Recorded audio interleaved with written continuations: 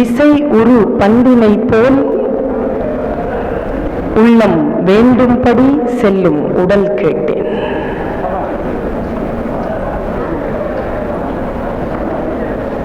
நசையரு மனம் கேட்டேன். நித்தம் நவமென சுடர்தரும் உயிர் கேட்டேன். அசைவரு மதி கேட்டேன். இதை அருள்வதில் உனக்கெதும் தடையுள்ளதோ? வல்லமை தாராயோ இந்த மாநிலம் பயனுற வாழ்வதற்கு. தெளிவுறவே அறிந்திடுதல், தெளிவுறவே அறிந்திடுதல், தெளிவு பெற மொழிந்திடுதல், சிந்திப்போர்க்கே களிவளர உள்ளத்தில் ஆனந்த கனவு பல காட்டல், கண்ணீர் துளி வர உள் உருக்குதல், இவையாவும் நீ அருளும் பணிகளென்றோ எனும் அதே மகாகவி பாரதியின் சரஸ்வதி வணக்கத்தை முன்வைத்து கண்ணியத்திற்கும் போற்றுதலுக்கும் உரிய 127 ஆண்டுகள் கல்வி பணியை தொடர்ந்து நடத்தி கொண்டிருக்கக்கூடிய இந்த மேலான கல்வி நிறுவனத்தின் செயலர் ஐயா அவர்களே, இந்த கல்வி நிறுவனத்தின் முதல்வர் அவர்களே, செயற்குழு உறுப்பினர்களே, இந்த நிகழ்ச்சியை மிக சரியாக நிர்வகித்துக் கொண்டிருக்கக்கூடிய தமிழ் மன்ற ஆசிரிய பெருமக்களே, இந்த கல்வி கூடத்தில் இருந்து பிள்ளைகளுக்கு போதிப்பதன் மூலமாக தன் ஆசிரிய பயிற்சியை மேற்கொண்டிருக்கக்கூடிய பயிற்சி ஆசிரிய பெருமக்களே, கனிவுடன் கூடிய கண்டிப்பான புன்னகையுடன் பிள்ளைகள் அலைமோதி கொண்டிருக்கக்கூடிய பெருக்கெடுக்கும் ஆறு போல இருந்தாலும் கரை போல அவர்களுக்கு பக்கத்தில் நாற்காலி போட்டு உட்கார்ந்து அவர்களை அடக்கி ஆண்டு கொண்டிருக்கக்கூடிய ஆசிரிய பெருமக்களே, எங்கள் வாழ்க்கை தானே வருவது வரட்டும் பார்த்து கொள்ளலாம் என்கின்ற அலட்சியத்தோடும் உற்சாகத்தோடும் இந்த நிகழ்ச்சிக்கு வருகை தந்திருக்கக்கூடிய என் உயிரினும் மேலான மாணவ கண்மணிகளே, உங்கள் அத்துணை பேரையும் இந்த நல்ல நேரத்தில் வணங்கி மகிழ்கிறேன். மிக பெயர் பெற்ற ஒரு கல்வி கூடம், அந்த கல்வி கூடத்திற்கு தமிழ் மன்ற தொடக்க விழா. இந்த விழாவிற்கு நான் வருகை தர வேண்டும் என்கின்ற எண்ணமோ வாய்ப்போ என்னிடத்தில் வந்து சேர்ந்த பொழுது நான் உடனடியாக நினைத்து கொண்ட, நான் நிரம்ப மரியாதை செய்யும் பெருந்தகை இந்த தஞ்சாவூர் என்கின்ற அற்புதமான இந்த பகுதியில் மருத்துவ பணியை ஆற்றிக் கொண்டிருக்கக்கூடிய நான் அன்னையென போற்றும் என் அன்பு தோழமை அன்னை ராதிகா மைக்கேல் அவர்களே, உங்கள் அனைவரையும் இந்த அற்புதமான நேரத்தில் வணங்கி மகிழ்கிறேன். எனக்கு எப்பொழுதும் ஒரு யோசனை இருப்பது உண்டு. நான் வகுப்பிலே பாடம் நடாத்தும் ஒரு ஆசிரியை. 45 நிமிடங்கள் நாம் நடத்தக்கூடிய பாடத்தை உட்கார்ந்து கவனிக்கக்கூடிய குழந்தைகளினுடைய மன வலியை நான் அறிவேன். பாடம் நடத்துவது எவ்வளவுக்கு எவ்வளவு சிரமமோ உட்கார்ந்து கேட்பது அதைவிட சிரமம் என்பதனை அறிந்துதான் இருக்கிறேன். வகுப்பறைகளிலும் பாடத்தை கேட்க வேண்டும், இத்தகைய விழாக்களிலும் அதே போல யாரோ வந்து பேசுவார்கள், உட்கார்ந்து கேட்க வேண்டும் என்கின்ற தலையெழுத்து கல்வி கூடங்களுக்கு இருக்கக்கூடிய மாணவர்களுக்கு உண்டு. பல நேரங்களில் நான் யோசிச்சு பார்க்கிறேன், எதற்காக இத்தகைய விழாக்கள்? வகுப்பறைகளில் சொல்லி தந்துவிட முடியாதவற்றையா, அல்லது பாடத்திட்ட நூல்களில் இல்லாதவற்றையா, அல்லது நூலகங்களில் கிடைக்கக்கூடிய நூல்களில் இல்லாதவற்றையா இந்த மேடைக்கு வரக்கூடிய சிந்தனையாளர்கள் பேசிவிடப் போகிறார்கள்? ஆனால் பன்னெடும் காலமாக மாணவியாகவும் மாணவர்களுக்கு ஆசிரியையாகவும் இருக்கக்கூடிய அந்த அனுபவத்தில் சொல்கிறேன், பேச்சாளர் ஒரு நிகழ்ச்சிக்கு முக்கியமே இல்லை, அவர் பேசக்கூடிய சொற்கள் கூட அவ்வளவு முக்கியம் இல்லை. ஆனால் அந்த பேச்சாளரை அழைத்து பேச வைக்கக்கூடிய அந்த சூழல் இருக்கிறது, அந்த சூழல் தான் நம்முடைய வாழ்க்கையில் மிக முக்கியமான மாற்றத்தை நிகழ்த்துகிறது. ஒரு இடத்தில் அமைதியாக உட்கார்ந்து சில விஷயங்களை கேட்பதற்கான வாய்ப்பு யார் ஒருவருக்கு கிடைக்கிறதோ அவர்கள் கவனம் என்கின்ற விஷயத்தில் அடுத்த படிநிலைக்கு உயர்கிறார்கள். இந்த ஒரு சில நிமிடங்கள் தான் நான் பேசுவேன். என்னுடைய பேச்சை கேட்க முடியாதபடிக்கு உங்களுக்கு 2 தடைகள் வரலாம். அந்த 2 தடைகளில் இருந்து மட்டும் நீங்கள் உங்களை பாதுகாத்துக் கொண்டால், நான் பேசக்கூடிய இந்த சில மணி துளிகளில் வரக்கூடிய வார்த்தைகளில் உங்களுடைய வாழ்க்கையில் நீங்கள் ஒரு பிரச்சனையை சந்திக்கின்ற பொழுது அந்த பிரச்சனைக்கான சாவி இருக்கக்கூடும். அதை நீங்கள் கண்டுபிடித்து விட முடியாதபடிக்கு 2 தடைகள் உங்களுக்கு வந்து சேர்வதற்கு வாய்ப்பு உண்டு. ஒரு தடை உங்கள் வலதுபுறத்தில் உட்கார்ந்திருக்கிறாள், ஒரு தடை உங்களுடைய இடதுபுறத்தில் உட்கார்ந்திருக்கிறாள். இந்த 2 பேரை கிட்ட மட்டும் கொஞ்ச நேரத்துக்கு ஜாக்கிரதையா இருந்துட்டீங்கன்னா நாம பேசுறது விளங்கிரும், இந்த நிகழ்ச்சியும் விளங்கிரும். ஏன்னா நான் தமிழ்த்தாய் வாழ்த்து தொடக்கம் முதல் நான் மாணவர்களாகி உங்களைத்தான் பார்த்து கொண்டே இருந்தேன். உங்கள் கவனம் எங்கே இருக்கிறது என்றுதான் பார்த்தேன். 2 பேர் பேசிக் கொண்டிருக்கிறார்கள் என்று சொல்லுகிறோம். ஆனால் இங்கே நான் பார்த்த பொழுது ஒருவர் தான் பேசுகிறார், ஒருவர் கேட்கிறார். அந்த பேச்சு என்கின்ற அந்த பொறுப்பை சில மணித்துளிகள் எனக்கும், கேட்கக்கூடிய பொறுப்பை உங்களுக்குமாக நீங்கள் எடுத்துக்கொள்ளுகின்ற இந்த சில நிமிடங்களில் நாம் சில விஷயங்களை ஆழமாக சிந்திக்கலாம் என்று நினைக்கிறேன். எந்த தலைப்பில் பேசலாம் என்று கேட்ட பொழுது எனக்கு ரொம்ப பிடிச்சதுங்க. இந்த ஓவியர், ஒரு உங்களுடைய பள்ளிக்கூடத்தினுடைய ஓவிய ஆசிரியர் தான் என்னிடத்தில் தொலைபேசியில் தொடர்பு கொண்டு இந்த நிகழ்ச்சிக்கு வர வேண்டும் என்று சொன்னார். அவர் பெயர் கூட எனக்கு தெரியாது, ரவீந்திரன்.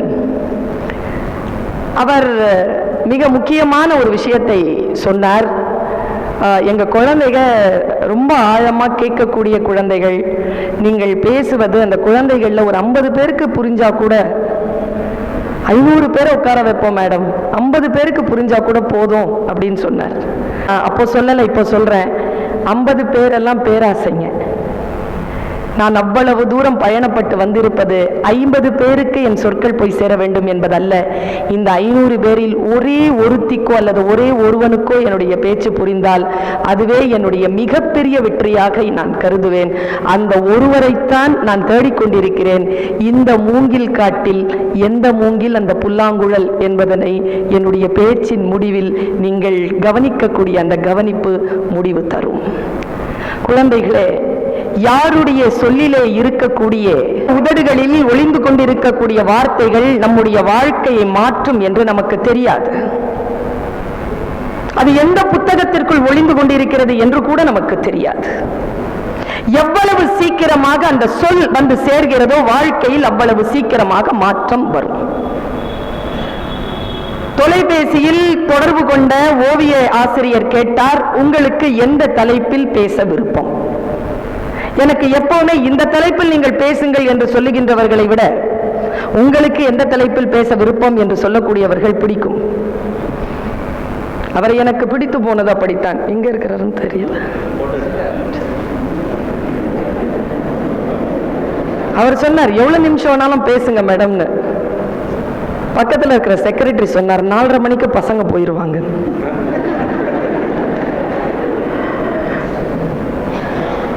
என்ன தலைப்பு கொடுக்கலாம் என்று யோசித்தேன். திடீரென்று வந்தது, உங்கள் பிரம்மா எழுத்தா அல்லது என் பிரம்மா எழுத்தா என்று தெரியாது, என் உதடுகள் உச்சரித்த தலைப்பு சிகரம் எங்கள் உயரம். இதுதான் நான் தந்த தலைப்பு. இந்த தலைப்பை முதல்லயே நான் உள்ள அப்படி நுழைஞ்சிடுறேன். நான் ஒரு டீச்சருங்க. எனக்கு எந்த ஸ்டூடெண்ட் எனக்கு ரொம்ப பிடிக்கணும்னு சொல்லுங்க பாப்போம். கிளாஸ்ல உண்மையா சொல்றேங்க, எனக்கு இந்த ஃபர்ஸ்ட் மார்க் வாங்குற பிள்ளைய பார்த்தாலே ஆகாதுங்க.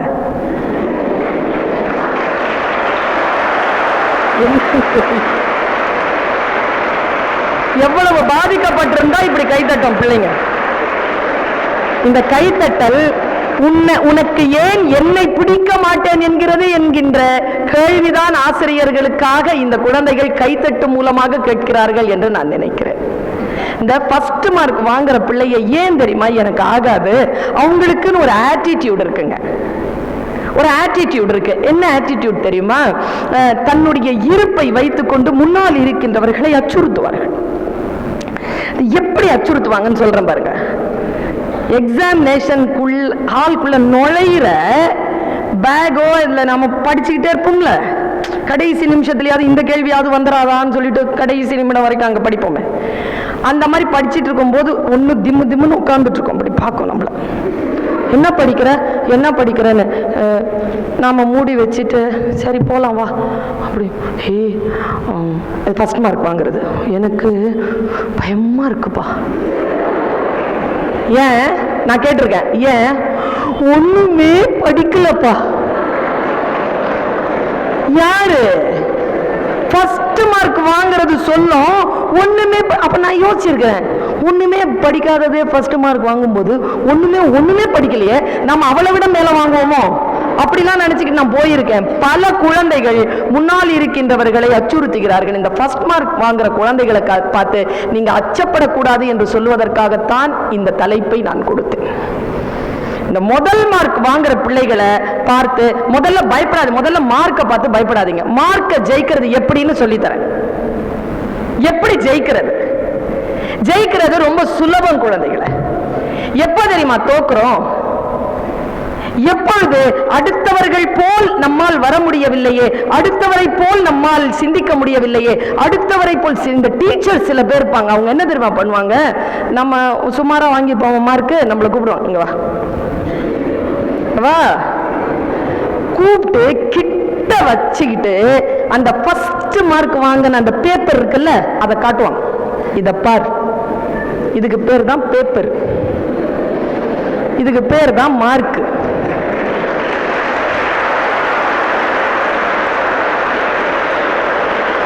இப்படி காட்டுவாங்களா?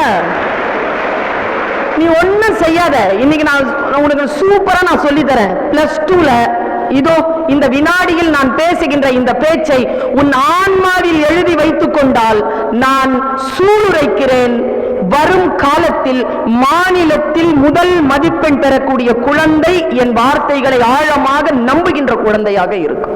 நீ நம்பு, நான் சொல்லுவதை இதோ இந்த வினாடியில் நம்பு. இந்த மாதிரி யாராவது பேப்பரை காட்டினாங்களா அந்த மார்க்கை மட்டும் பார்த்து வச்சுக்கோ. 98ன்னு வச்சுக்க அந்த மார்க்கு, அதை பார்த்துக்க. என் கிளாஸ்ல ஒன்று அப்படிதான் 98 வாங்கிக்கிட்டு அழுவுது, அழுவுது. அது பக்கத்தில் இருக்கிற பொண்ணு கேட்குது, ஏன் அழுவுற? எங்க அப்பா திட்டினார். ஏன் திட்டினாரு? இந்த 2 மார்க் எங்கன்னு திட்டினார் அப்படின்னு சிரிக்குது. இது பக்கத்தில் உட்காந்துருக்கிறது. அது என்கிட்ட இருக்குன்னு சொல்ல வேண்டியது தானே, அது 2 மார்க். அது நான் நினைச்சிருக்கேன், என்னடா இது வெக்கம் கட்டி இப்படி சொல்லுதே இதுன்னு. ஆனா ஜாலியா இருக்கிறா, அவ பயங்கர ஜாலியா இருக்கா. உங்க எல்லாரையும் நான் குறிப்பா எடுத்துக்கிறேன். இந்த ஃபர்ஸ்ட் மார்க் இந்த 98 96 என் பேச்சுக்குள்ள வராத, கொஞ்ச நேரத்துக்கு அந்த பக்கம் இருக்கு. இந்த சுமாரா இருக்கிறதெல்லாம் என் பக்கம் வாங்க. நீ என்ன பண்ணு, அந்த 98 மார்க் இருக்குல்ல, அந்த 98 மார்க்கை பார்த்து வச்சுக்கோ. போட்டோகிராபிக்கல் மெமரி. அந்த 98 போடுவாங்க பாரு, 98ன்னு போட்டு ஒரு டேஷ் போட்டு கீழே 100 போட்டு ஒரு ரவுண்டு போட்டு ஒரு வி குட் அப்படி அந்த குட்டை அப்படி அப்படி போட்டு வச்சிருப்பாங்க பாரு, அதை பார்த்து வச்சுக்கோ. நீ பேப்பரை பாரு, இல்ல பாரு, அந்த மார்க்க கொஞ்சம் பாரு. எவ்வளவுன்னு நினைக்கிற? எவ்வளவு மார்க் வரும்னு நினைக்கிற? சொல்ல. 40 30 30. Good.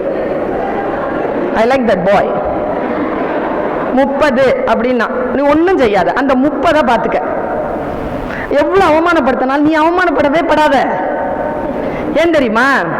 யாராலும் நம்ம அவமானப்படுத்தி விட முடியாது, அதை மட்டும் நீ நம்பு. நம்ம ரூபா நோட்டை மாதிரி கசக்கலாம், காலில் போட்டு மிதிக்கலாம், அது மூஞ்சில துப்பலாம், என்ன இருந்தாலும் அதுதான். அந்த ரூபாய் நோட்டுக்கு மரியாதை குறையாது. அந்த மாதிரி தான் நாம. 30 பார்த்து வச்சுக்க. அடுத்த எக்ஸாம்ல என்ன பண்ணு, 98க்கெல்லாம் போவாத, இந்த 30 தாண்டு. 30ஐ 32ன்னு வாங்கு, நீ ஜெயிக்கிறன்னு அர்த்தம். இந்த 98 பார்த்து வச்சுக்கோ. அடுத்த வாட்டி அது 96ன்னு வாங்குதுன்னு வச்சு, அதுதான் கிளாஸ் ஃபர்ஸ்டாவே இருக்கட்டுமே. நீ 32 வாங்கினா அவன் தோக்குறான், நீ ஜெயிக்கிற. இவ்வளவுதான் பிள்ளைகளா வாழ்க்கையின் ரகசியம். வாழ்க்கையின் ரகசியம் என்ன தெரியுமா? யாரோ ஒருவர் போல் மாறுவதல்ல, உன்னை நீயே ஜெயித்து கொண்டு போவது. உன்னுடைய மதிப்பெண்கள் தான் உனக்கான மிகப்பெரிய போட்டி. இப்ப நான் ரொம்ப நல்ல ஒரு மீட்டிங்ல பேசிட்டேன், யாரோ ஒருத்தர் பார்த்துட்டாங்க என் பேச்ச, உடனே என்ன இன்னொரு மீட்டிங்க்கு பேச கூப்பிடுறாங்கன்னு வச்சுக்கோயேன். என்னுடைய போட்டி என்ன? இந்த உலகத்திலேயே மிகச்சிறந்த பேச்சாளர்கள் போல் பேசுவதல்ல, அவர்கள் கேட்கின்ற பொழுது நான் எப்படி என் பேச்சை பேசினேனோ அதை விட இந்த மீட்டிங்ல நான் நல்லா பேசிட்டேன்னா நான் ஜெயிச்சிட்டேன்னு அர்த்தம். நம்முடைய வாழ்க்கையை நாம் அடுத்தடுத்த கட்டத்திற்கு ஜெயித்து கொண்டு போவதுதான். அதனால் தான் சொன்னேன், யாரோ ஒருவன் தொட்ட சிகரத்தை தொடுவது அல்ல சிகரம் தொடுவது, உன் உயரத்தின் எல்லையை தொடுவதுதான் சிகரம் தொடுவது. அதனால் சிகரம் என்பது நம் உயரம், வேறு யாரோ என்பதை மட்டும் நீ நினைத்துக்கொள், அவ்வளவுதான். ஏன் தெரியுமா? You are all unique. நீங்க எல்லாருமே யூனிக் தான், எல்லாருமே யூனிக். ஏன் தெரியுமா நான் யூனிக்னு சொல்றேன்? ஏன்னா கடவுள் பூமியில் குப்பைகளை எறிவதே இல்லை. கடவுளுக்கு குப்பை எறியவே தெரியாதுங்க. நம் எல்லோரிடத்திலும் ஏதோ ஒரு திறமை இருக்கிறது. அந்த திறமையை நாம் வெளி உலகத்திற்கு காட்ட வேண்டும் என்று சொன்னால் அதற்கான ஒரு சின்ன பாஸ்போர்ட் தான் இந்த +2. அவ்வளவுதான். ஆனா அந்த +2ல நான் ஒரு விஷயத்தை உனக்கு நான் சொல்றேன், பயமுறுத்துறதுக்காக சொல்லல. நீ ஸ்கூல்ல இருக்கிற, நான் காலேஜ்ல இருக்கிறேன். நான் காலேஜ் டீச்சர். இந்த வாட்டி காலேஜுக்கு நான் அட்மிஷனுக்காக பிஆர்ஓவா உட்கார்ந்தேன். ஒரு குழந்தை முன்னால வந்து நின்னா, அவகிட்ட நான் கட் ஆஃப் மார்க் கேட்கிறேன். 1200க்கு கட் ஆஃப் என்னன்னு கேட்கிறேன். 800 4 சப்ஜெக்ட்க்கு போடுவாங்க. தமிழ் இங்கிலீஷை தள்ளி வச்சுட்டு 4 சப்ஜெக்ட்க்கு 8ஆல பெருக்கி 100ஆல வகுத்து போடணும். அவ 100ங்கிறா. நான் சொன்னேன், பர்சன்டேஜ் கேட்குறேன். பர்சன்டேஜ் தான் மிஸ் 100ன்னா. பர்சன்டேஜ் 100ன்னு எனக்கு தெரியும், உன் பர்சன்டேஜ் என்னன்னு கேட்டேன். 100ங்குது. ஆனா எடுத்து பார்த்தா 200 200 200 200ன்னு வாங்கியிருக்குதுங்க. நான் இது சன் டிவிலையும் சொன்னேன், ஆடி போனேங்க. நான் எக்கனாமிக்ஸ்ல வாங்கவே முடியாதுங்க 200க்கு 200, கஷ்டங்க. இப்போ டீச்சரை பார்த்தாலே பயமா இருக்கும் எனக்கு. அது எப்படி ஆடாம செய்யாம உட்கார்ந்துருக்காரு பத்தியா? ஒரு சின்ன இமோஷனாவது வெளிப்படுதா பத்தியா? அதான் எக்கனாமிக்ஸ். பயமா இருக்குங்க. எக்கனாமிக்ஸ் படிச்சு பெரிய பெரிய விஷயங்க. அது எக்கனாமிக்ஸ்ங்கிறது 200 அசால்ட்டா வாங்கிட்டு வந்திருக்கு. அக்கௌண்டன்சி, காமர்ஸ் அப்படி அப்படி அசால்ட்டா வாங்கிட்டு வந்திருக்கா. பாக்குறதுக்கு இத்தனூண்டு இருக்கிறா, நெப்போலியன் மாதிரி. நான் ஒன்னு சொல்றேன் பாருங்க, குழந்தைகள் வெளியில் நீங்கள் நினைப்பதை காட்டிலும் முன்னேறி கொண்டிருக்கிறார்கள். யாரோ ஒருவன் இருக்கிறான், யாரோ ஒருத்தி இருக்கிறாள், நீ முடியவே முடியாது என்று சொல்லுவதை செய்து கொண்டே இருக்கிறாள். இன்றிலிருந்து உன் டைரியில் எழுதி வைத்துக்கொள், என்னால் முடியாது என்றால் யாராலும் முடியாது, யாராலும் முடியவில்லை என்றால் அது என்னால் மட்டும்தான் முடியும் என்பதனை எப்பொழுது நீ எழுதி வைத்துக் கொள்கிறாயோ, வாழ்க்கை உனக்கு வெற்றி மலர்களை காலடியில் போடும். இந்த தன்னம்பிக்கையும் இந்த துணிச்சலும் தான் குழந்தைகளை, இந்த தன்னம்பிக்கையும் இந்த துணிச்சலும் தான். நான் ஒன்னு சொல்றேன், இந்த ஏஜ் இருக்கு இல்லையா, இந்த ஏஜ் கொஞ்சம் குரூஷியல் ஏஜ். இந்த டீச்சர்ஸ் இருக்கிறாங்கல்ல, நல்லவங்கப்பா, உண்மையா சொல்றேன். எந்த டீச்சரை பார்த்தாலும், நான் உனக்கு சொல்றேன், எந்த டீச்சரை பார்த்தாலும் ஒரு வணக்கத்தை அப்படி போட்டு, ஒரு சின்ன வணக்கத்தை போட்டு போயிடு. உனக்கு கிளாஸே, உனக்கு சயின்ஸ் டீச்சரே இருக்கட்டுமே, இல்ல உனக்கு காமர்ஸ் டீச்சரே இருக்கட்டுமே, உனக்கு கிளாஸ் எடுக்காத டீச்சரே இருக்கட்டுமே, ஒரு வணக்கம் போட்டு போயிரு. ஏன் தெரியுமா? ஆசிரியர்கள் யார் தெரியுமா? இறைவனால் தனக்கு என்று அளிக்கப்பட்ட வாழ்நாட்களை முழுமையாக அனுபவிப்பதற்கு அனுமதிக்கப்படாதவர்கள் தான் ஆசிரியர்கள். அதை உங்களுக்காக அவர்கள் அளித்துக் கொண்டிருக்கிறார்கள். நீ சாதாரணமா நினைக்காத. 45 minutes நின்று கிளாஸ் எடுக்கிறதும் ஒண்ணுதான், 10 நாள் பசியோடு இருக்கிறதும் ஒண்ணுதான். ரொம்ப கஷ்டம் பிள்ளைகளா. வாழ்நாட்களை கொடுக்கிறார்கள். இப்போ நம்ம இவங்க ஓரமா உட்கார்ந்து இருக்கிறாங்களே, இந்த டீச்சர் இவங்க எல்லாரும் சேர்ந்து, நம்ம செக்ரட்டரி சாரையும் சேர்த்துட்டோம், வாங்க எல்லாரும் போய் 10th எழுதுவோம், +2 எழுதுவோம். நான் வெங்காயம் பச்சடி, PhD, தயிர் பச்சடி எல்லாம் வாங்கியிருக்கிறேன். 18 வருஷம் எக்ஸ்பீரியன்ஸ் காலேஜ். +2ல போமா மேடம்? என்ன மேடம் போலாமா +2 எக்ஸாமுக்கு? சவுண்டே வராதுங்க, ஃபெயிலா போயிடுவாங்க ஃபார் ஷுவர். எக்கனாமிக்ஸ் மாஸ்டர் எக்கனாமிக்ஸ்ல மட்டும் பட்டம் பாஸ் பண்ணுவார், காமர்ஸ் அது மட்டும் பாஸ் பண்ணுவோம், நான் தமிழில் மட்டும் பாஸ் பண்ணுவேன். எல்லாமே பாஸ் பண்ண முடியாது. ஆனா ஒன்னு சொல்றேன், உங்களை விட நீங்க பாஸ் பண்ண போறீங்க, உங்களை விட நாங்கள் யாருமே உங்களுடைய சப்ஜெக்ட்ல, நீங்க 6 சப்ஜெக்ட் படிக்கிறீங்களா, 6 சப்ஜெக்ட்லயும் எங்களால காம்படிஷன்ல உங்க பக்கத்துல நிக்க முடியாது, எந்த டீச்சராலையும் நிக்க முடியாது. ஆனாலும் உங்களை விட நாங்கள் உயர்ந்தவர்கள் தான். ஏனென்றால் நாங்கள் தான் உங்கள் அறிவை உங்களுக்கு அறிமுகம் செய்து வைக்கக்கூடியவர்கள். நாங்கள் பாடம் நடத்தக்கூடியவர்கள் இல்லை என்றால் உங்களால் உங்களை அடையாளம் காணவே முடியாது. அதனால் ஆசிரியர்களை நீங்கள் மரியாதை செய்யுங்கள், ஆசிரியர்களை உயர்ந்ததாக போற்றுங்கள். இந்த வயசு இருக்கு இல்லையா, இந்த வயசு ரொம்ப குரூஷியலான ஏஜ். ரொம்ப வெளிப்படையா சொல்றேன், ஒரு பெரியவர் ஒரு மாதிரி நடந்துகிட்டாருங்க. அவர்கிட்ட நான் போய் கேட்டேன், இந்த வயசுல போய் இப்படி நடந்துக்கிறீங்களே, இப்படி நடந்துக்கிறீங்க? ஒரு தப்புன்னு சொன்னாரு பாருங்க, மண்டையில் அடிச்ச மாதிரி. இந்த வயதில் எப்படி நடந்து கொள்வது என்று எனக்கு தெரியவில்லை. ஏனென்றால் இந்த வயதில் இதற்கு முன் நான் இருந்ததில்லை. சூப்பர்ல, உண்மைதானேங்க? ஆனால் குழந்தைகளே, என் வயதில் எனக்கு எப்படி நடந்து கொள்வது என்று தெரியாது. என்னை இந்த முதியவர் வழி நடத்தக்கூடும், நான் உன்னை வழி நடத்தக்கூடும். ஏனென்றால் உன் வயதில் நான் ஏற்கனவே இருந்திருக்கிறேன், என் வயதில் அவர் ஏற்கனவே இருந்திருக்கிறார். இந்த வயது குழந்தைகளுக்கு, இந்த வயது பெண்ணுக்கு என்ன சிக்கல்கள் வரும் என்று அனுபவம் கடந்தவர்கள் சொல்லித் தருகின்ற பொழுது அவர்களை கேலி செய்யாமல் யார் ஒருவர் கவனப்படுத்திக் கொள்கிறார்களோ அவர்கள் வாழ்க்கையில் ஜெயிக்கிறார்கள். எனக்கு ஆசிரியர்கள்லாம் ரொம்ப இஷ்டங்க, ரொம்ப இஷ்டம். நான் சயின்ஸ் ஸ்டூடெண்ட்டுங்க. நான் கெமிஸ்ட்ரி டீச்சர் கிட்ட கெமிஸ்ட்ரி படித்தவன். வேற யார்கிட்ட படிக்க முடியும்? அவங்ககிட்ட தான் படிக்க முடியும். ஆனால் என்ன, கெமிஸ்ட்ரி எனக்கு ரொம்ப பிடிக்கும். அந்த கெமிஸ்ட்ரி இல்லை, இந்த மாநாடு மயிலாடல வருத அந்த கெமிஸ்ட்ரி இல்லை. ஐயோ, அந்த ப்ரோக்ராம்லாம் பார்க்க முடியலைங்க. தமிழாசிரியர்களே, தமிழ் நிகழ்ச்சிகள் எல்லாம் இப்ப டிவியில பார்க்கவே முடியலைங்க. ஒரு அம்மா நல்ல தமிழ் பேசுங்க, அந்த அம்மா கவர்ச்சி நடிகை, சூப்பரா தமிழ் பேசும். ஆனா அந்த நிகழ்ச்சியில மட்டும் கொஞ்சம் கொஞ்சம் பேசுது. நான் கிண்டல் பண்றதுக்காகவே அந்த நிகழ்ச்சியை பார்த்தேன். மொழி எவ்வளவு சிறப்பானது தெரியுமா? மொழி எவ்வளவு உயர்வானது. உயர்ந்த விஷயங்களையும் மற்றவர்கள் புரிந்து கொள்ளக்கூடிய தன்னுடைய உள்ள கிடைக்கைகளையும் சொல்லுவதற்கான எவ்வளவு பெரிய கருவி அது. கடவுளையே நம்முடைய வேலை செய்வதற்காக பணிய வைக்கின்ற கருவி மொழி தானே. எவ்வளவு பெரிய விஷயம். அந்த அம்மா பேசுது, அல்கா, என்ன பண்ற நீ? ரொம்ப அல்கார்.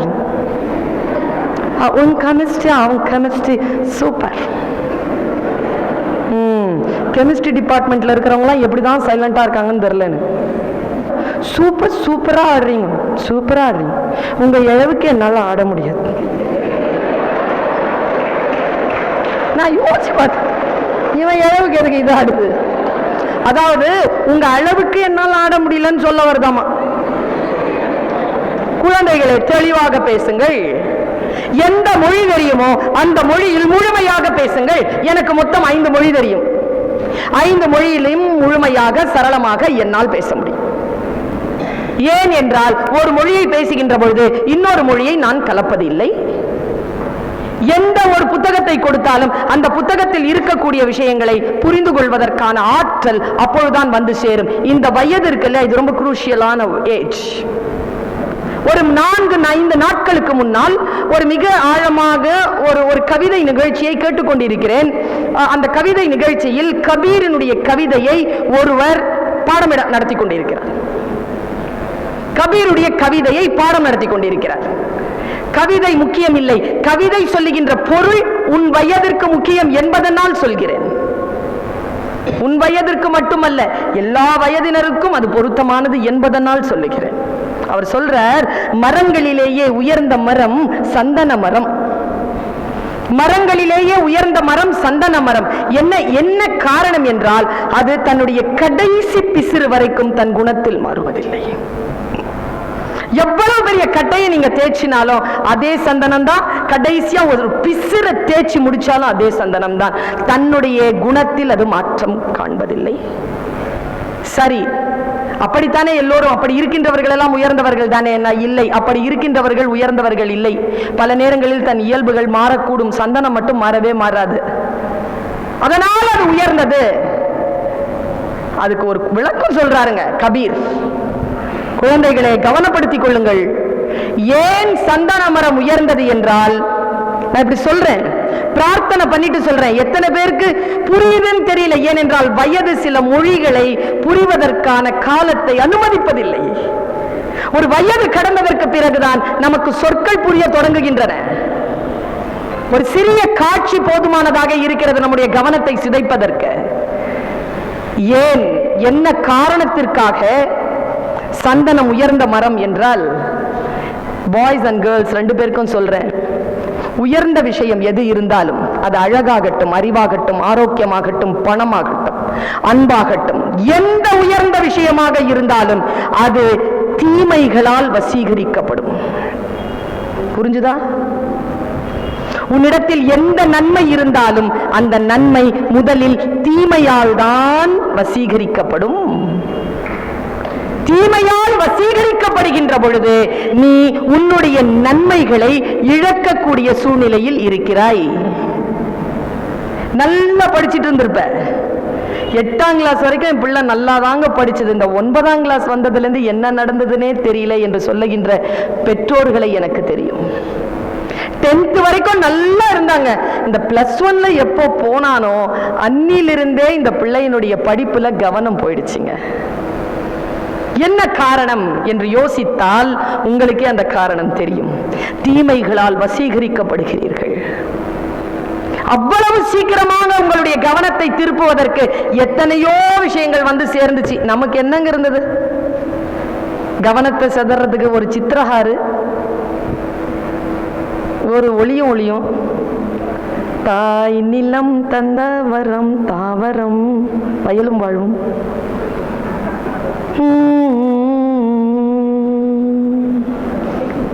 சண்டே ஒரு சினிமா, சனிக்கிழமை ஒரு இந்தி படம் பாடாவதியா போடுவான், பார்க்கவே முடியாது. திங்கக்கிழமை செவ்வாய்க்கிழமெல்லாம் மூச்சு ஒன்றும் இருக்காது, கடிதத்தை எடுத்து படிச்சுட்டு உட்காந்துருப்போம். ஒண்ணுமே இருக்காதுங்க, நிகழ்ச்சியே கிடையாதுங்க எங்களுக்கு. இந்த பிள்ளைகளுக்கு இப்ப கையில இந்த ஒரு கொல்லிக்கட்டை இருக்குதுல்ல, அதை எடுத்து அப்படி ஆன் பண்ணா 350 விஷயம் வந்து நிக்குது. டிவியை ஓபன் பண்ணா 350 சேனல். நாமெல்லாம் 10th +2 பாஸ் பண்ணது பெரிய விஷயம் இல்ல, இவ்வளவு டிஸ்ட்ராக்ஷன்லயே பாஸ் பண்ணிட்டு வருதுங்க பாருங்க, இதுங்க பெரிய விஷயங்க.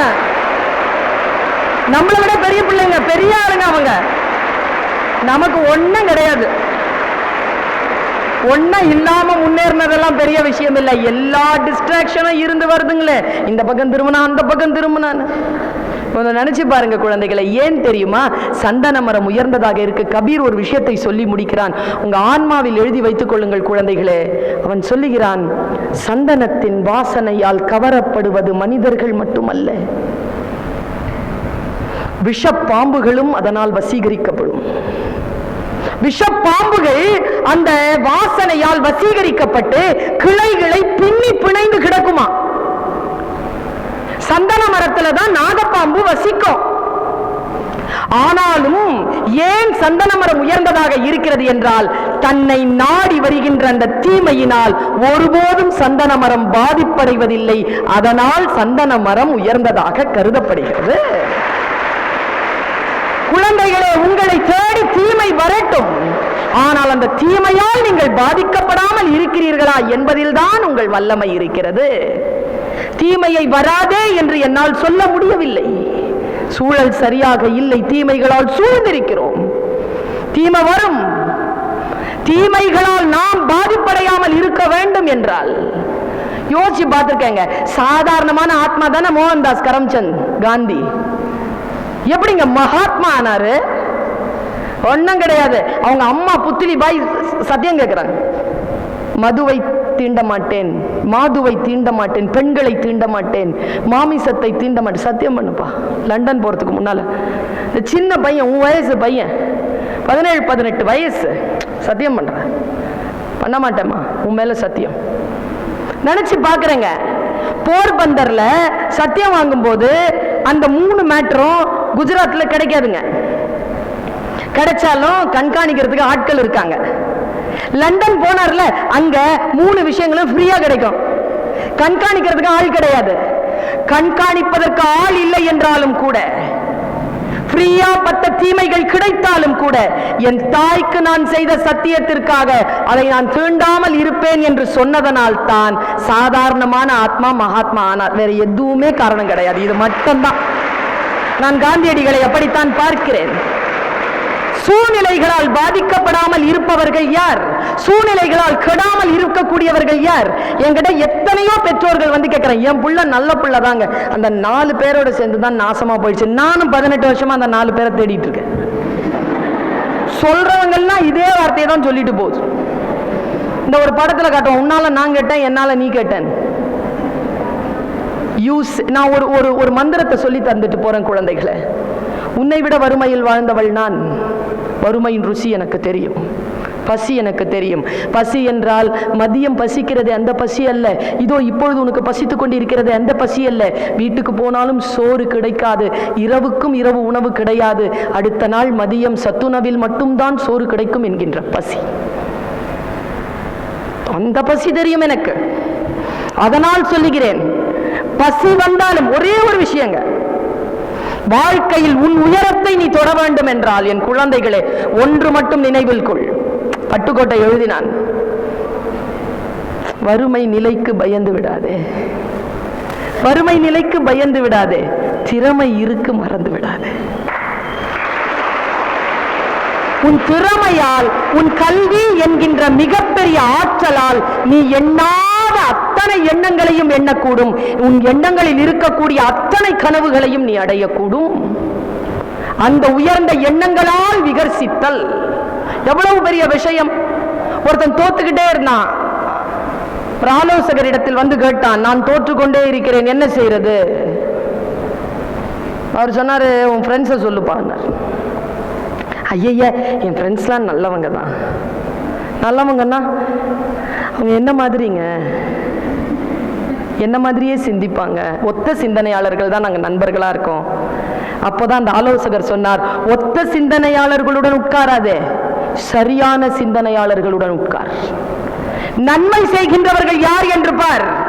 உன்னை போல முக்கியமா நான் சொல்றேன், தயவு செஞ்சு உன் பக்கத்துல உட்கார்ந்துட்டு இருக்கிறவங்க கிட்ட ஆலோசனை கேட்காத. அவனுக்கு என்ன தெரியும்? அவனுக்கு என்ன தெரியும்? அது தெரிஞ்ச அவன் பக்கத்துல உட்காருவான். அவன் பாவங்க, அவன்கிட்ட போய் கேட்கிற. பல நேரங்களில் நான் இன்னொரு விஷயம் சொல்றேன், உன் கிளாஸ்ல உன் போட்டியே கிடையாது. இந்த ஸ்கூல் டீச்சர்ஸ்க்கும் சொல்றேன், உங்க போட்டி இங்க டிபார்ட்மெண்ட்ல கிடையாது, இந்த ஸ்கூல்லே கிடையாது உங்களுக்கு போட்டி. உங்களுக்கு போட்டிலாம் எங்கேயோ இருக்குது, என்னென்னமோ பண்ணிக்கிட்டு இருக்குது, அங்க போட்டி போடுங்க. நாம் கூட இருக்கின்றவர்களோடு போட்டு போடுகிறோம். பல நேரங்களில் கூட இருக்கிறவங்க ரொம்ப பாவம். கேள்விப்பட்டிருக்கீங்களா? அது ஒருத்தன் கீழே வந்து பவளப்பாறை தேடுறதுக்கு போகணும்னு சொல்லி கேப்டன் கிட்ட பர்மிஷன் கேட்டான். கேப்டன் சொன்னா, ஒரே ஒரு ஜாக்கெட் தான் இருக்குது, 2 பேர் கேட்குறீங்க, யாரோ ஒருத்தருக்கு தான் தர முடியும்னு. 2 பேரும் போட்டி போட்டாங்க. கடைசியா டாஸ் போட்டான், ஒருத்தன் ஜெயிச்சிட்டான். மாஸ்க் எல்லாம் போட்டுக்கிட்டு, அந்த மெஷர்மெண்ட்லாம் போட்டுக்கிட்டு மேலேருந்து கீழே குதிச்சான். கீழே குதிச்ச கொஞ்ச நேரத்தில் போட்டியா நின்னால அவனும் குதிச்சிட்டான். அவனுக்கு மெஷர்மெண்ட் இல்லை, குதிச்சிட்டான். ஒட்ட பாவி, ஜெயிச்ச அப்புறமா வர 10 அடிக்கு இறங்கினான் பாருங்க, அவனும் 10 அடிக்கு வந்துட்டான். 20 அடி ஆழத்துக்கு இறங்குறான், அவனும் 20 அடி ஆழத்துக்கு வந்துட்டான். 60 அடிக்கு போனான் பாருங்க, 60 அடிக்கு அவனும் வந்துட்டாங்க. அப்புறம் முங்குறதுக்கு இவனுக்கு ஆக்சிஜன் பைப் இல்லை, அவன் ரெடியா இருக்கான் அதுக்கும் கீழே போறதுக்கு. என்னடா, ஏண்டா இப்படி போட்டி போடுற? என்னோட டேய் போட்டி போடலடா, தள்ளி விட்டாங்கடா. அவன் பல நேரங்களில் நம்ம போட்டியா நினைக்கிறவங்க பாவம், விபத்துக்குள்ளானவர்கள். அவர்களை நாம் போட்டியாளர்களாக நினைக்கவே கூடாது. நம்முடைய போட்டி என்பது முதலில் நாம் தான். நம்மை நாம் ஜெயித்து கொண்டே அடுத்த கட்டத்திற்கு முன்னேறினால் வாழ்க்கையில் மிக உயர்ந்த நிலைக்கு நம்மால் போக முடியும் என்பதற்கான சாட்சியை நான் சொல்லுகிறேன். இங்க இருக்கக்கூடிய ஒவ்வொரு மாணவனுக்கும் ஒரு செய்தியை சொல்றேன். ஒவ்வொரு மாணவனுக்கும் சொல்றேன். நான் குரூப்க்கு பேசுறதே கிடையாது. என்னுடைய பேச்சு இண்டிவிஜுவல். என்னுடைய கிளாஸ்ல இதுவரைக்கும் 18 years ஆஃப் எக்ஸ்பீரியன்ஸ். ஒரு பொண்ணு கூட ஃபெயில் ஆனது கிடையாது. ஃபெயில் ஆனதே கிடையாது. என் ஹிஸ்டரியே கிடையாது. ஃபெயிலியர்ஸையே கொடுக்க மாட்டேன் நான். என்ன காரணம் தெரியுமா? அவ ரெடியா தான் இருப்பா ஃபெயில் ஆகிறதுக்கு. அவ சூப்பரா வெயிட் பண்ணிட்டே இருப்பா எப்போ ஃபெயில் ஆகலான்னு. நாங்க விடுறதில்ல. 1-to-1 contact. 1-to-1 80 ஸ்டூடெண்ட்ஸ் இருந்தாலும் 80 ஸ்டூடெண்ட்ஸ்லயே 1-to-1 கான்டாக்ட். 1-to-1 கான்டாக்ட்ல வச்சுக்கிட்டு நான் ஒரு விஷயத்தை சொல்றேன். நம் அனைவருக்கும் ஒரு திறமை இருக்கிறது. நீதான் அந்த திறமையிலிருந்து உன்னை நீயே மறைத்து கொண்டிருக்கிறாய். ரொம்ப பயமா இருக்குது உனக்கு. எதுக்கு தெரியுமா? உனக்குள் நீ ஆழ்வதற்கு. உனக்கு யாராவது ஒருத்தர் தேவைப்பட்டுக்கிட்டே இருக்கு. கொண்டு இண்டிவிஜுவலா உட்கார். உன்னுடைய புத்தகத்தை எடுத்துக்கிட்டு இண்டிவிஜுவலா உட்கார்ந்து பார். அடுத்தவர்கள் எதுவும் இல்லை. இறந்து போனால் குழிக்குள் போவது தனிமைதான். எக்ஸாம் எழுதும் பொழுது தனிமைதான். போருக்கு போகின்ற பொழுது தனிமைதான். இன்டர்வியூக்கு போகும்போது தனிமைதான். தனிமையில் தான் நம்முடைய வாழ்க்கை மிகப்பெரிய பெரிய இலக்குகளை அடைய முடியும். அதனால் தனிமையில் உட்கார்ந்து படி. புத்தகத்தை எடு. அந்த புத்தகத்தை எடுக்கும் பொழுது நீ எப்படின்னு தெரியல, நான் கொஞ்சம் சுமாரான ஆள் தான். நான் இதெல்லாம் சொல்றதுக்கு எனக்கு வெட்கமே இல்லை. படிச்சா உங்களுக்கு எப்படின்னு தெரியலங்க, எனக்கு புக்கு பேசுங்க என்கிட்ட. இந்த 10th ஸ்டாண்டர்ட்ல ஜாஸ்தியா பேசுச்சு. 11th கெமிஸ்ட்ரி கொஞ்சம் பேசும். இந்த கெமிஸ்ட்ரி டீச்சர் அவ்வளோதான், அதுவும் வந்த வேணே. எப்போ பார்த்தாலும் என்னை பார்த்துட்டு இப்படி வச்சுப்பாங்க, உதட்ட சான்ஸே இல்லைம்பாங்க. உருப்பட மாட்டேனா. அழகா வேற இருப்பாங்க, ஒன்றும் செய்ய முடியாது. அப்படி பார்த்துட்டே இருப்பேன். ஒரு நாள் அப்படிதான் கத்தி கத்தி பேசிட்டு இருக்கிறேன் நான் கிளாஸ்ல. சுல்தானா அப்படின்னாங்க. Yes miss. எழுந்திருச்சு நின்ன. என்னமோ எழுதி போட்டு இருந்தாங்க, மாலிக்யூல் மாலிக்யூல் மாலிக்யூல்னு எதை எழுதி போட்டுட்டு இருந்தாங்க. ஆர்கானிக் கெமிஸ்ட்ரி எழுதி போட்டே இருக்காங்க. பார்த்துட்டே இருக்கிறேன். என்னமோ யாரோ ஒருத்தர் ஜோக் சொன்னா சிரிச்சிட்டேன். நான் கொஞ்சம் சத்தமா சிரிச்சிருவேன். சத்தமா சிரிச்ச உடனே சுல்தானா அப்படின்னாங்க. எந்திரிச்சு நின்ன. மற்ற 9 சிரிக்குது. என் பக்கத்தில் ஒரு 10 டெவில்ஸ். நாங்கள் 10 டெவில்ஸ். நான் மட்டும் தான் பாஸ் பண்ணேன், அது வேற விஷயம். அதுங்க பக்கத்தில் உட்காந்துக்கிட்டு ஏதோ கக்க பக்கன்னு சிரிச்சுக்கிட்டே இருந்துச்சு. சுல்தானா அப்படின்னாங்க. மறுபடியும் எழுந்திரிச்சு நின்ட்ட மிஸ். பேசாத அப்படின்னாங்க. மனசு சொல்லுதுடா, வெளியில சொல்ல மாட்டேன், பழைக்க தெரியும் எனக்கு. டீச்சரெல்லாம் எதிர்க்கவே மாட்டேன். எங்க நரம்பு இருப்பாங்களோ அங்கே அறுத்துருவாங்க. பயம். இப்போ இருக்கிற டீச்சர்ஸ் மாதிரி இல்லை. அப்போ இருக்கிற டீச்சர்ஸ்லாம் பயம், பயங்கர பயமா இருக்கும். அப்போ நான் பிரார்த்தனை பண்ணுவேங்க, இவங்கெல்லாம் ஸ்கூலுக்கு வரக்கூடாது, இன்னைக்கு இந்த டீச்சர் வரக்கூடாது. கார்டுக்கு நான் டிப்ஸ்லாம் கொடுப்பேன். ஒரு வாரத்துக்கு வரக்கூடாதுன்னா என்னென்ன பண்ணணும், ஒரு மாசத்துக்கு வரக்கூடாதுன்னா என்னென்ன பண்ணணும்லாம் கார்டுக்கு டிப்ஸ் எல்லாம் கொடுப்பேன் நான். சில டீச்சர்ஸ் வரவே கூடாது, ரிசைன் பண்ணி போயிடணும், அப்படிலாம் பிரார்த்தனை பண்ணியிருக்கேன். அந்த வேணதான் டீச்சர் ஆயிட்டேன். இந்த பாவம் எங்க போகும்? ஏந்திரிச்சு சுல்தானா நாங்களா ஏந்திரிச்சுங்க பேசாத அப்படின்னாங்க. மனசு சொல்லுது, யாரை பார்த்து சொல்றீங்க பேசாதன்னு? யாரை பார்த்து? பேசுறதுக்கே பிறந்தவனா? பேசாதங்கிறீங்க. மனசு சொல்லுது, இங்க வரல, பார்த்துட்டே இருக்கேன். ஆனா என்னன்னு தெரியலங்க, கனெக்ட் ஆயிடுச்சுங்க. ஒருத்தருக்கு ஒருத்தர் கனெக்ட் ஆயிட்டோம். ஒன்னு சொல்றேன் குழந்தைகளே, பிடிக்காத ஆசிரியர்கள் தான். ஆனா ஒன்னு சொல்றேன், பிடிக்காத ஆசிரியர்களிலிருந்து வாயில வரக்கூடிய வசை கூட ஆசீர்வாதம் தான். ஆசீர்வாதம் தாங்க அது. என்ன சொன்னாங்க தெரியுமா? பேசாத பேசாதன்னு சொல்லி 2-3 வாட்டி சொல்லிட்டு சொல்றாங்க, எங்க பேசணுமோ அங்க பேசு, எங்க பேசக்கூடாது அங்க பேசாத. மனசுல வாங்கி வச்சுக்கிட்டேங்க. அங்க பேசுறத நிறுத்தின, இதோ இங்க பேச வச்சுட்டான் கடவுள். அவ்வளவுதான். சொன்ன வார்த்தை தான் புரிந்து போனது. வார்த்தைகள் புரியணுமா இல்லையா? நான் உயரத்தை அடைய வேண்டும் என்றால் என்ன செய்ய வேண்டும் என்று உனக்கு சொல்லிக் கொடுத்திருக்கிறேன். புத்தகம் என்னிடத்தில் பேசும். எப்படி தெரியுமா பேசும்? புக்கு திறந்த உடனே இந்த ஆங்கிரி பேர்ட் இருக்குல்ல, இந்த ஸ்மைலிலேயே இந்த மாதிரி கண்ணை சொருகிட்டு வாய் அப்படி பண்ணிட்டு பார்க்கும்ல, அந்த மாதிரி பார்க்குங்க. புக்கு படிச்சுன்னு பார்க்கும். சரி, அதை கொஞ்சம் பண்ணிட்டு அப்படி திருப்ப முதல் பேஜ் திருப்ப முடியாதுங்க. திரும்பி படிக்கும்போது அது பேசும். படிச்சிருவியா நீ? என்ன படிச்சிருவியா? புத்தகத்தை மூடிட்டேன்னு வச்சுக்கோயேன், புக்கு ஜெயிச்சிருச்சுன்னு அர்த்தம். புக்கு ஜெயிச்சிருது. புக்கை படிச்சிருவியா? ஆமாம், படிக்க தான் வந்திருக்கேன். என்ன இப்போ அப்படின்ட்டு படித்து புரிஞ்சுக்கிறேன்னு வச்சுக்கோங்களேன், புத்தகம் என்னிடத்தில் தோற்கிறது. அவ்வளோதாங்க. என் குழந்தைகளே, உங்களை ஜெயிக்கக்கூடிய புத்தகம் இன்னும் இந்த பூமியில் தோன்றவே இல்லை.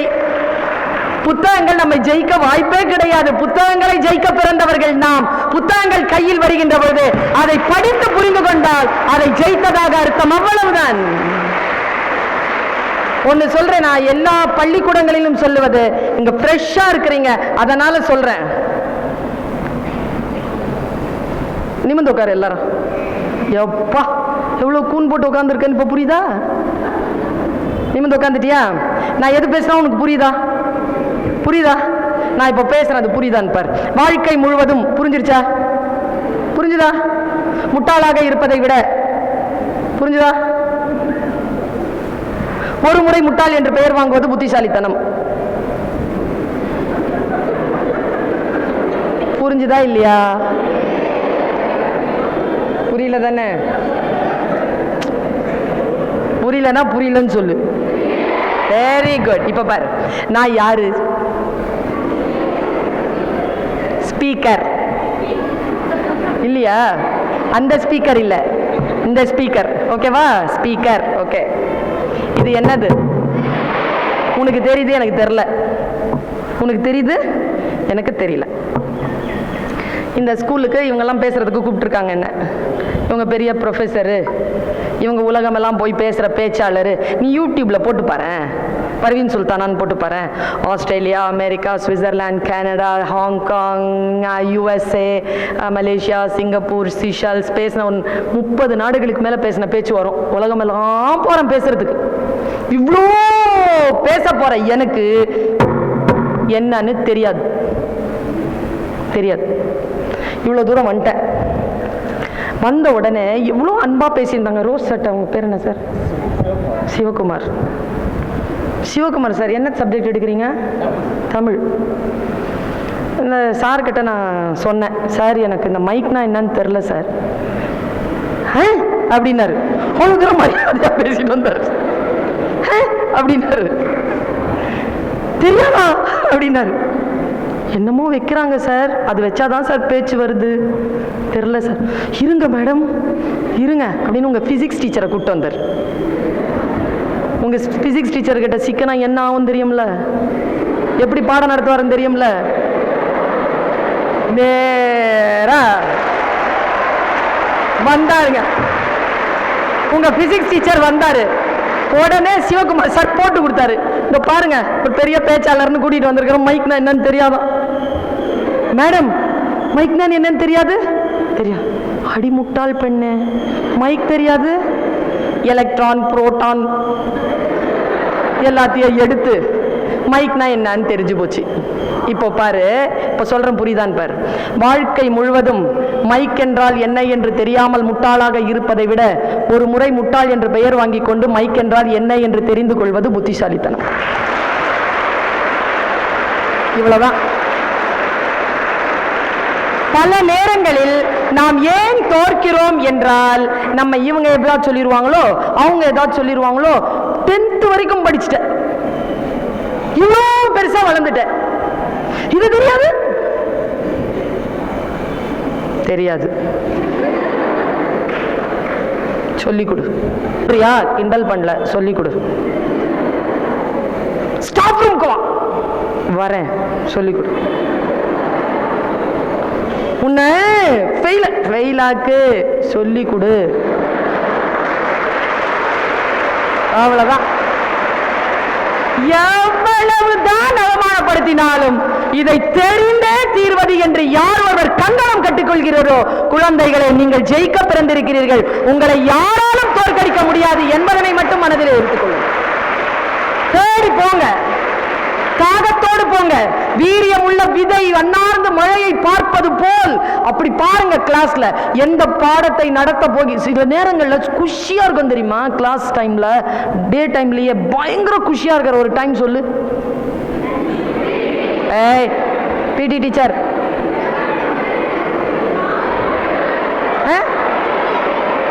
தமிழ் பீரியடா? தமிழ் பீரியடா? நான் சொல்லவா உண்மையா? கிளாஸ்க்கு டீச்சர் வராத டைம். அதான் உண்மையாவே அது மாதிரி ஒரு குஷி வேற கிடையாதுங்க. அது எந்த பீரியடையும் அடிச்சிருங்க அந்த பீரியடு. அதுல நம்ம குரூப்லயே ஒரு துரோகி இருப்பா, பார்த்திருக்கியா? ஒரு துரோகி ஒருத்தர் இருப்பான். அவன் நேரா ஸ்டாஃப் ரூமுக்கு போய் கூட்டு வருவான். பார்த்தியா? நீ நல்லா தெரிஞ்சுக்க. 30 பிள்ளைகள் கிளாஸ் ரூம்ல இருக்கிறீங்க, 28 பேர் ஜாலியா இருக்கிறீங்க. அந்த 2 மட்டும் யோசிக்குது, நமக்கு டெஸ்ட் கிட்ட நெருங்குது, 2 யூனிட் நடத்தணுமே, 1 யூனிட் நடத்தி முடிச்சிட்டாங்க, இன்னொரு யூனிட் படிச்சாலும் புரிய மாட்டேங்குது. காலையில் அந்த பேண்ட்டை பார்த்தேனே, அந்த புடவை கலர் வந்துருந்துச்சு, கிளாஸ்க்கு வரல, போய் கூட்டு வர்றான் பாரு, அவன் தான் ஜெயிக்க பிறந்தவன், அவள் தான் ஜெயிக்க பிறந்தவள். நான் ஒன்னு சொல்றேன் குழந்தைகளே, எதற்காக வந்தோமோ அந்த வேலையை மட்டும் தான் பார்க்க வேண்டும். ஜாலியா இருக்கிறது, மத்த இருக்கிறது எல்லாமே டைம் இருக்கு, அனுபவித்துக் கொள்ளலாம். ஆனால் not in the cost of main dish. Main program விட்டுட்டு வேற எந்த ப்ரோக்ராமும் இருக்கக்கூடாது. பி ப்ரோஆக்ட். ப்ரோஆக்டிவா இரு, ரியாக்டிவா இருக்காத. ரியாக்டிவா இருக்கிறது என்ன தெரியுமா? ப்ரோஆக்டிவா இருக்கிறது என்ன தெரியுமா? இன்னைக்கு நான் ஒரு மந்திரத்தை சொல்லி தருகிறேன். ப்ரோஆக்டிவ்னா என்ன, ரியாக்டிவ்னா என்ன? ரியாக்டிவ்னா என்னன்னா, முருகன் வா, படம் போலாமா? ரியாக்டிவ். முருகன் என்ன, இங்க வா, என்னன்னு சொல்லு. இங்க வா, கிளாஸ் இருக்கு, முடிச்சுட்டு வரேன். ப்ரோஆக்ட். அப்படின்னு போனா ரியாக்ட். இரு, என் வேலையை பார்த்துட்டு அப்புறமா உனக்கு வந்து பதில் சொல்றேன். என்ன? Proact. Be proact, don't be react. Never never react. ரியாக்டே பண்ணாத, ப்ரோஆக்ட் பண்ணு. ப்ரோஆக்ட் செய்தால் தான் வாழ்க்கையில் முன்னேற முடியும். இல்லை என்றால், நான் ஒன்று சொல்லவா? இப்படி சொல்றேன், ஒன்றும் இல்லைப்பா, தண்ணி வைக்கிறாங்க, அதை நான் குடிக்க மாட்டேன், நீங்க தயவு செஞ்சு எடுத்துருங்க. நான் ஆடுற ஆட்டத்தில் கீழே தான் விழும். இங்க பார், கண்டிப்பா ஜெயிக்கணும் பிள்ளைகளை, சரியா? நான் இந்த ரோட்ல போயிட்டு இருக்கும் பொழுது பார்த்தேன், நீ இந்த இடத்துல நீ இப்படி உட்கார்ந்துருக்க, உன் முதுகை தான் பார்த்தேன். எத்தனையோ பல ஆயிரம் குழந்தைகளுக்கு இந்த தஞ்சையில் கிடைக்காத அந்த சேர் உனக்கு கிடைச்சிருக்கு. எத்தனையோ பெண் குழந்தைகளுக்கு இந்த வாய்ப்பு இல்லை. எத்தனையோ குழந்தைகளுக்கு இந்த வாய்ப்பு இல்லை. சைக்கிள் ஸ்டாண்ட்லையும், ஆட்டோ ஸ்டாண்ட்லையும் போய் பாருங்க, பஸ் ஸ்டாண்ட்லையும் போய் பாருங்க, ஹோட்டல்ஸ்ல போய் பாருங்க. உங்கள் வயது குழந்தைகள் வேலை செய்து கொண்டிருக்கிறார்கள்.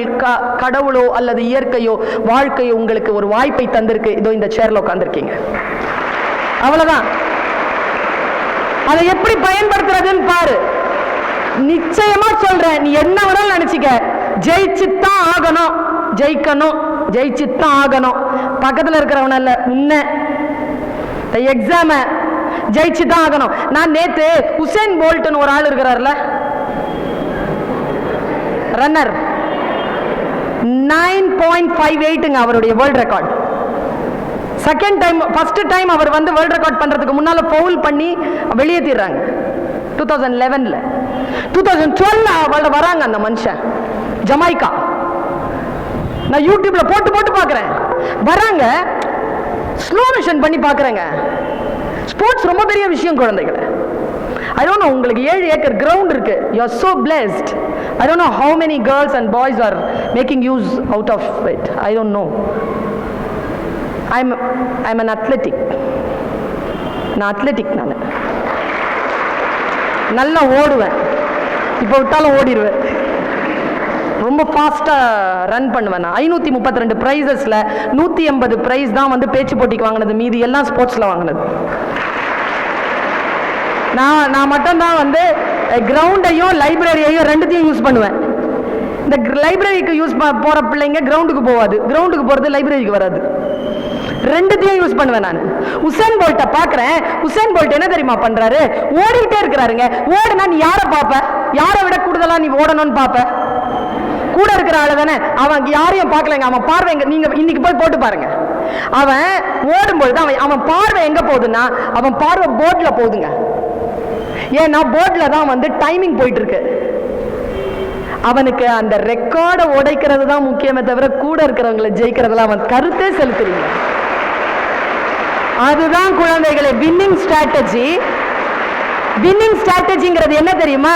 அந்த கிளாஸ்ல எல்லாம் புளி மூட்டைங்களா இருக்குன்னு வச்சுக்கேன், நீ மட்டும் ஒரு அரிசி மூட்டையோ ஏலக்காய் மூட்டையோ போய் உட்கார்றது, அதுக்கு பேர்லாம் வந்து ஜெயிக்கிறது இல்லை. அதுக்கு பேர்லாம் ஜெயிக்கிறது இல்லை. எல்லாம் 70 வாங்குவ, நீ 71 வாங்கிட்டேன்னா நீ பெரிய ஆளா? அது கிடையாது. எக்ஸலண்ட்ங்கிறது என்ன தெரியுமா? எக்ஸலண்ட்ங்கிறது ஒண்ணும் இல்லப்பா. 963 அவர் 2வது ரெக்கார்டு. அதுக்கு முன்னால் அவரால் ரெக்கார்டு உடைக்க முடியல. பின்னால ஓடி வந்தான் தெரியுமா? அவன் யார் தெரியுமா? 964 அவன் தம்பி. அவன் பின்னால வந்தான் பாரு. 963 தான் உலகம் பேசிட்டு இருக்கு. 964 உலகம் பேசல. Only 1 second. 1 செகண்ட் பின்னால வந்தவனா உலகம் ஹிஸ்டரி மறந்துருச்சு. 1 செகண்ட் முன்னால வந்தவனா ஹிஸ்டரி பேசிட்டு இருக்கு. இதுக்கு பேர் தான் எக்ஸலன்ஸ். இப்போ என்ன கேட்டா எக்ஸலன்ஸை கூட உலகம் பேசலப்பா. உலகம் யாரை தெரியுமா பேசுது? நீ 1000 கோல் போட, பீலேவை மறக்க முடியுமா? மரடோனாவை மறக்க முடியுமா? மெஸ்ஸியை மறக்க முடியுமா? மெஸ்ஸினோட தெரியுது. ஏன்னா உன் ஜெனரேஷன்ல ஆடிட்டு இருக்கிறான். மரடோனா என் ஜெனரேஷன்ல ஆடிட்டு இருந்தான். பீலே அவங்க ஜெனரேஷன்ல ஆடிட்டு. யார் லெஜெண்ட் தான் வந்து ஜெயிக்கிறவங்க. நீ லெஜெண்டா இருக்கணும்னு நினைக்கிறேன். This is the chance to prove yourself that you are going to be a legend. உன்னுடைய கிளாஸ் ரூம் உனக்கு வந்து மிகப்பெரிய சான்ஸ். உன்னுடைய எக்ஸாமினேஷன் மிகப்பெரிய சான்ஸ். அந்த சான்ஸை லெஜெண்டா மாத்து. நான் இப்ப கூட பேசுறேன். லெஜெண்ட் என்ன தெரியுமா? ஐ படத்துல சொல்லுவான்ல, அதுக்கும் மேல. அவ்வளவுதான்.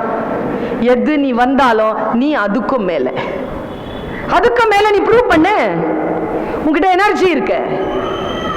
உன்கிட்ட இருக்கக்கூடிய திறமைகளால் உன்னால் அடுத்த கட்டத்திற்கு உயர முடியும் என்று முதலில் நீ நம்ப வேண்டும். முதல்ல அதான் நம்புறது. கொஞ்சம் டிஃபரெண்டா யோசி, கொஞ்சம் டிஃபரெண்டா யோசி. நான் இப்போ ஒரு ஜனாதிபதி பேர் சொல்லுவேன், நீ பயங்கரமா கை தட்டுவ. பிரணாப் முகர்ஜி. ஏங்க? கேபிஜே அப்துல் கலாம். என்னங்க? ஏங்க? 2 பேரும் தானே ஜனாதிபதி. ஒருத்தர் சொன்னா மட்டும் சைலண்டா பாக்குற, ஒருத்தர் சொன்னா மட்டும் கை தட்டுற. அவர் என்னங்க பண்ணாரு?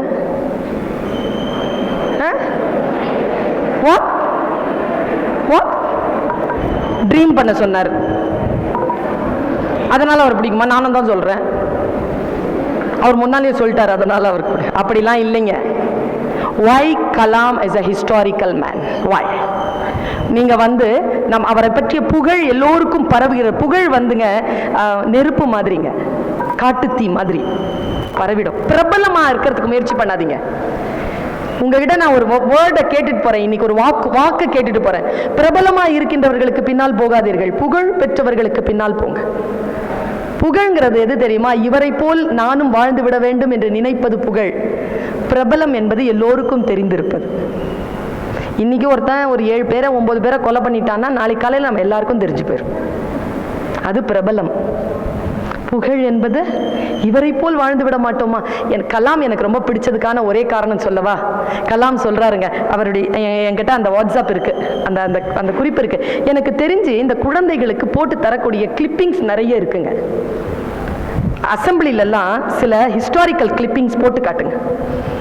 நான் சொன்னேன் இல்லையா, ஹுசேன் போல்ட்டனுடைய ரெக்கார்டு போட்டு காட்டு. இந்த தூர இந்த இது எறிவாங்க தெரியுமா? ஈட்டி எறிவாங்க தெரியுமா? போட்டு காட்டுங்க. உயரம் தாண்டுவாங்க தெரியுமா?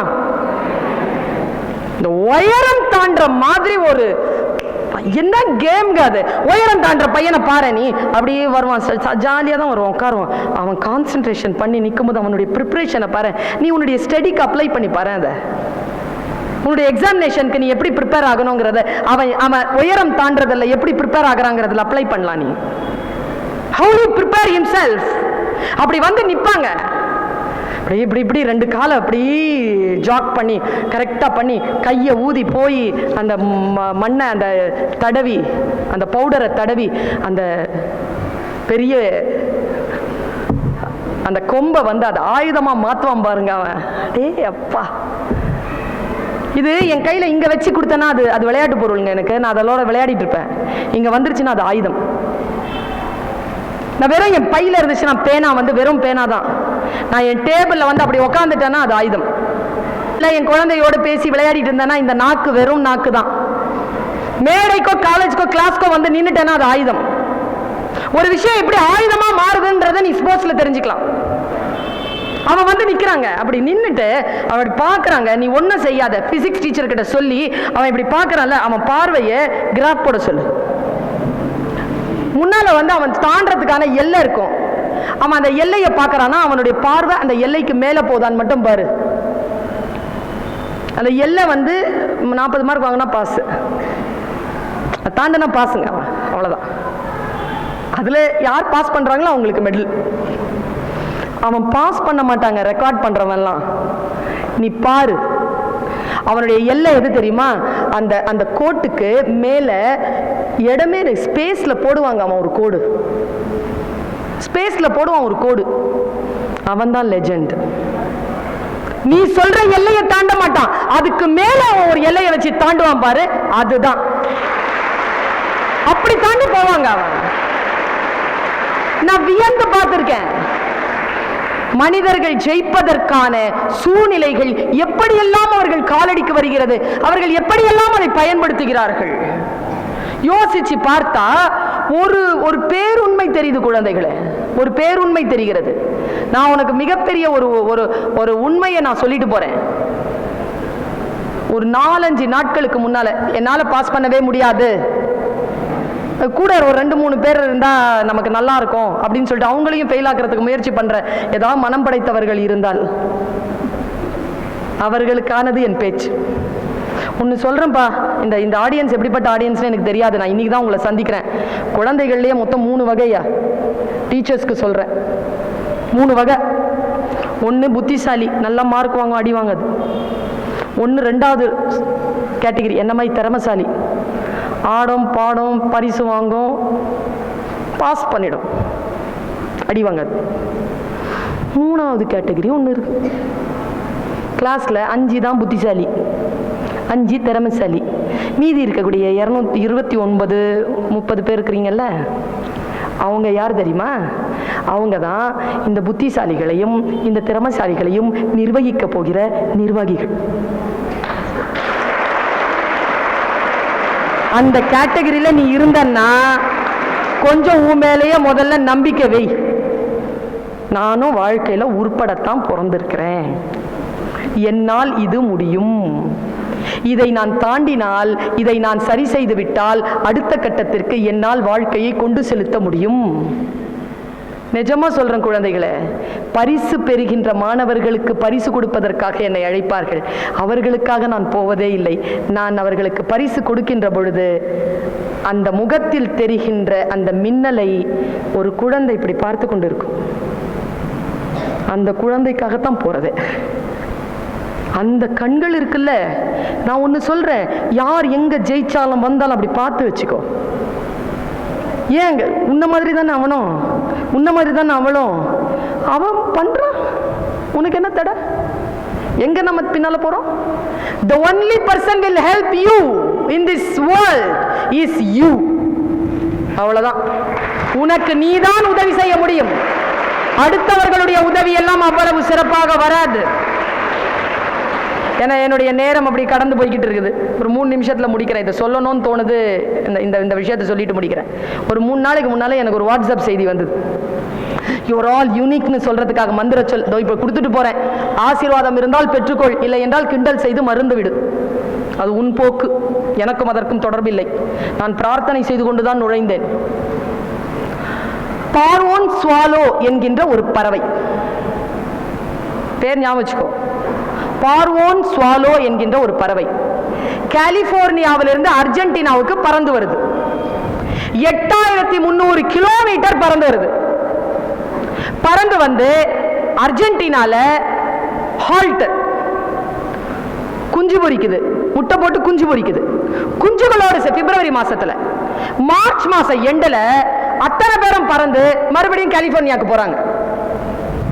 8300 16600 கிலோமீட்டர் பறக்குது. எனக்கு இது வந்து செய்தி வந்துச்சு. செய்தி வந்த உடனே நான் சும்மா இல்லை, நான் கூகுள் பண்ணேன். என் மனசுல ஒரு டவுட், நமக்கு என்னன்னு தெரியல குழந்தைகளே, நமக்கு டவுட்டே வரமாட்டேங்க. கிளாஸ் நடத்தி முடிச்ச உடனே எல்லா டீச்சர் எனி டவுட் கேட்பாங்களா? கம்முன்னு இருப்பீங்களா? என்ன காரணம் என்றால் எல்லாம் புரிஞ்சிருச்சுன்னா டவுட் இருக்காது, ஒன்றும் புரியலனாலும் டவுட் இருக்கு. இது ரெண்டாவது கேட்டகரி. டவுட் இருக்குதுன்னா அதுக்குள்ள நீ உயிரோட இருக்கிறன்னு அர்த்தம். உயிரோட இருக்கிறன்னு அர்த்தம். ரொம்ப நேரம் தூங்காத, சரியா? தூங்காத. இந்த வயசுல ரொம்ப தூக்கம் வரும், தூங்காத. ஏன் தூங்க வேணாம்னு சொல்லி? இந்த வயசுல சாவக்கூடாதுல்ல. என்ன மேடம் கெட்ட வார்த்தைலாம் சொல்றீங்க? சாவெல்லாம் சொல். செத்து போனா எப்படி இருக்கும்னா, தூங்குனா எப்படி இருக்குமா அப்படிதான் இருக்குமா. உறங்குவது போலும் சாக்காடு. செத்து போனா எப்படி இருக்குமோ அப்படிதான் இருக்குமா.